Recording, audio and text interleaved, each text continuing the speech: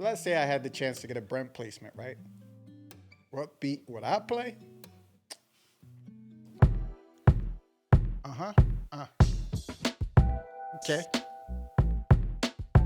I don't know where we going, but I'm walking with it.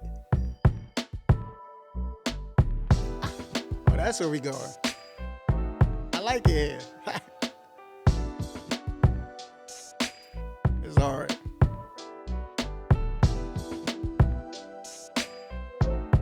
Come on now. That boy going crazy.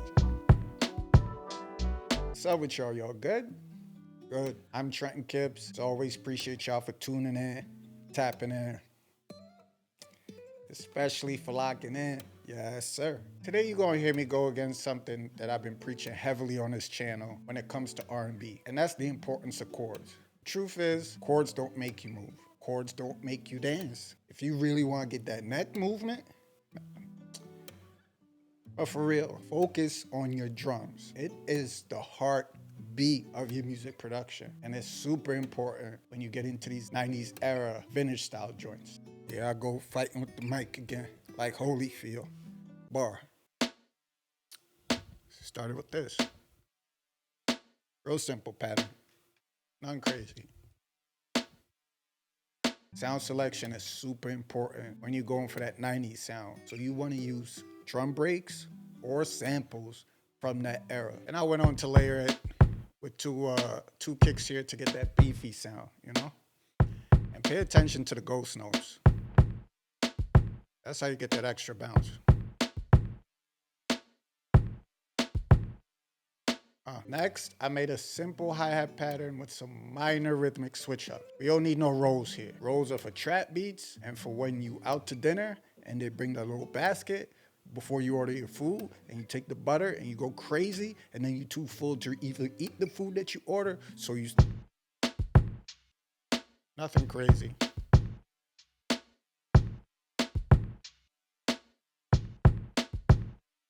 This short open hat sound here started to solidify the whole thing for me. In my last video, I talked about how these little details can make or break your production, and this is a perfect example of that.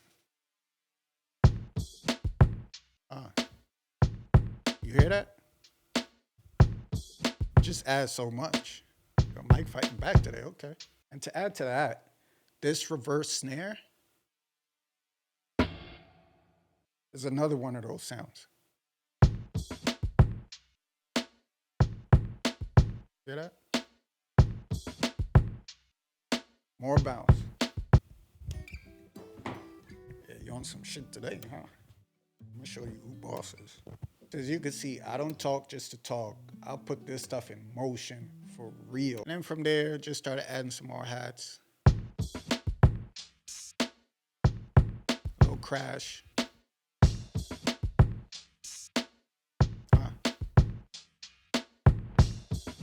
The last piece to this drum groove is another one of those details that I talked about in my last video and that you've seen already here twice. This snare sound, I think it's stacked with a tambourine, is crazy.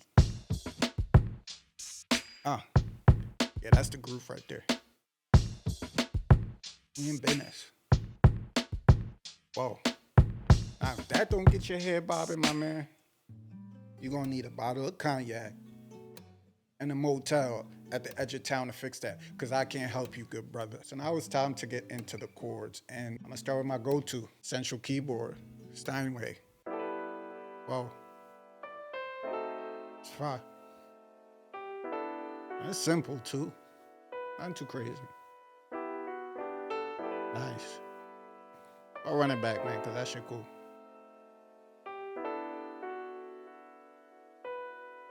Theory behind the chords, simple, y'all. Got an E minor 11 to an A diminished 7 to a B minor 11. At the end here, I'm really focused on this melodic walk up. But what I did was I harmonized the alternating notes, so boom, boom. The only effect I added here was a delay turned all the way down. Let's just hear that with drums by itself so y'all can see where we're going with this. It's hard. This remind me of them old Mary J. Blige joints. You know, you have Lil' Kim get a verse on it. Crazy. Whatever happened to that kind of music? That show's fire. Next, I went to Electra X. Use this pluck preset right here. And I wanted to do a little call and response with the piano. Playing the same chords. This is triads, which is pretty much just stripped down versions of those chords to the important notes.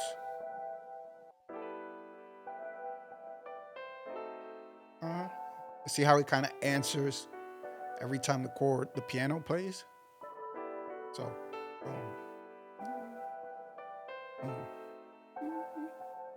and I wanted to add some body to it. You know, think of this like a BBL for beats. I went to this Korg M1 preset. It's called Cat Watching. I'm gonna leave that alone. Same thing here. I'm just playing triads. Then I double that up with this Rezo bass from Waystation. I'm playing triads again, but I wanted to add some movement to it. So I'm doing these kind of melodic lines in between each chord.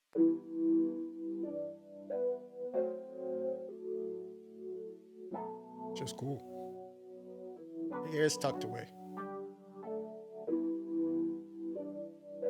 See the melodic movement, right? Little details, man. Added a gross beat preset on this too. It's a little tremolo, or however y'all say it, man. I don't English real well. One of the most important instruments to groove is a bass. Took this synth bass and went crazy. Nice.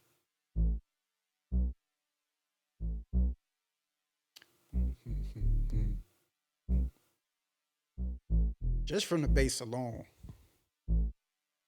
Your next. So I went ahead and added 2 more accent pieces to this. First being this guitar-like sound from Contact. It don't sound like much by itself, but check this out.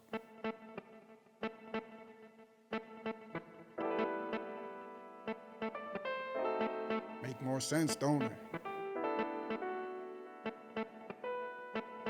The last sound was this lead synth from the Korg Poly 6. Bellow filter lead is the preset. And this is just something I want to add sparingly throughout the arrangement when I'm looking for a lift.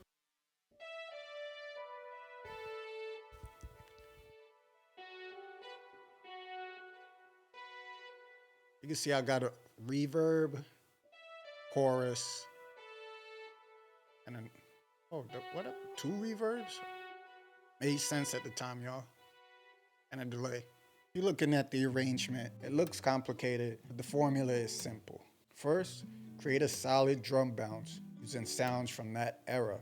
Then, build a simple chord progression and use maybe 2 or 3 instruments to support it or to build around it. And then between the arrangement decisions and the artist's vocal production, you're gonna fill up a lot of that space that you think is missing. As always, appreciate y'all for tuning in, tapping in, especially for locking in.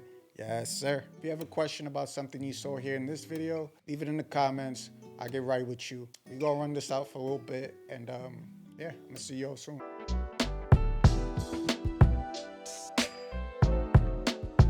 And that drum goes crazy.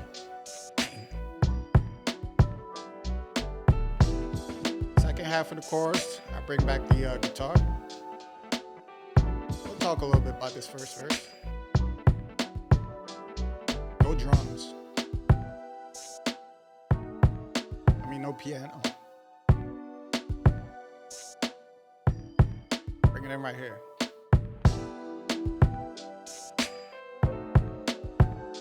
This shit is cool, man. It's a vibe. It's a whole vibe. That bass, man. Sheesh. I did something with that one. Little bridge. No breakdown right here. Pre-chorus, pre-hook. And then we get into the chorus. And I'm out. Earth.